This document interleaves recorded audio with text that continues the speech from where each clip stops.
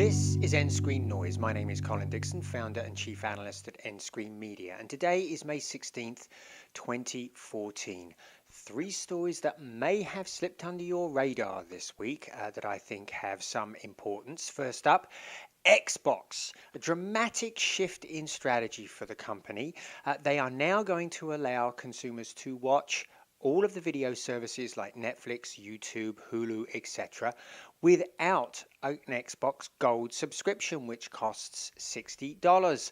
This is a big shift in strategy and has been a big bone of contention between content providers and Xbox for quite some time. For example, the BBC in the UK refused to allow iPlayer to be on the box until it could be watched without an Xbox Gold subscription. In that case, the Xbox eventually caved and allowed them to do that. Now all of the services can be watched without that Xbox Gold subscription. In addition, Xbox has lowered the price of Xbox One from $4.99 to $3.99, and this brings it in line with the PS4, which also goes for that for $3.99 and allows viewing of video outside of any subscriptions. Of course, this will not make a dent at all in people purchasing the box who aren't gamers. Nobody's going to buy a $3.99 Xbox when they can buy a $50 Roku to watch video if that's what they want to do. However, it should make a big impact on viewership. All of those people that were not Xbox Gold subscribers now will be able to use the box to watch their favorite service. So I would expect to see a big increase in streaming at the Xbox, which has very, very deep penetration both here and in Europe. I got a very interesting email from my friends at Vudu this week. They said that I can now share my movies and videos and TV shows that I have purchased in ultraviolet format with up to 5 other people. Very clearly this is aimed at families, but it's a great boon for us when we buy movies and store them in Vudu. It should encourage users to buy more movies, but it will also support the move from community viewing to individual viewing on devices. So now your kids can watch the movies that you buy on their tablets and on their smartphones. And it also restores some of the rights that we have in the physical world into the digital world. Of course, I can give my video a disc to anybody I like for them to watch. So I think this is a great move for ultraviolet, good move for Vudu, good move for consumers. About the only people unhappy with this are those who are still trying to rent discs, who are grumbling that it will disable their ability to do that somewhat, although I doubt very much it will have a big dent in that industry. It is pretty much in free fall anyway, really struggling, and I don't think this will make a big difference either way.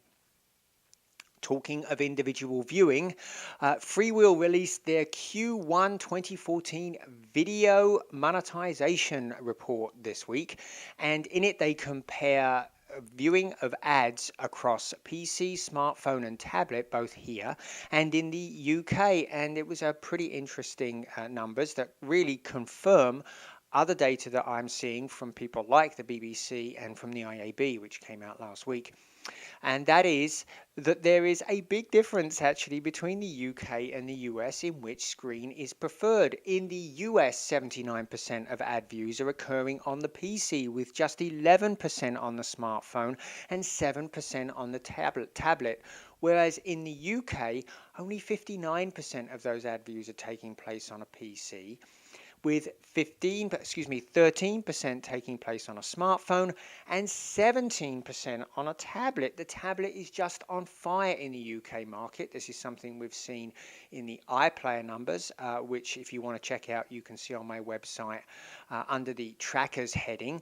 But yes, it's been a big increase for tablets, but in the US it really seems like the smartphone is resonating with consumers. The convenience of having that little device in your pocket really seems to be trumping having to go and traipse around and find that tablet to watch the videos. So pretty interesting data there.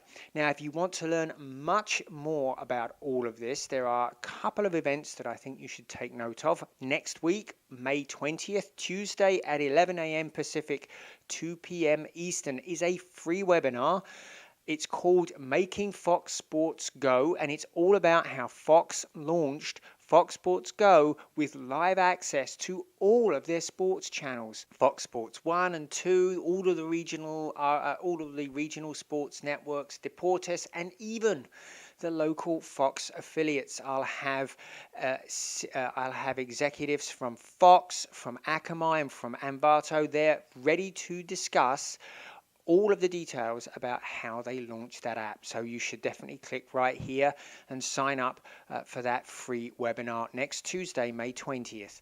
And if you want to learn much more about what's going on in our industry, where it's headed, lots more about multi-screen viewing, there'll be lots of new data at my workshop on June 2nd in Santa Clara at the Broadband TV Conference. It'll be taking place the afternoon before the conference starts on June 3rd, and you can sign up right here. If you click right there, you'll be able to sign up immediately for that workshop and, of course, the conference it's attached to.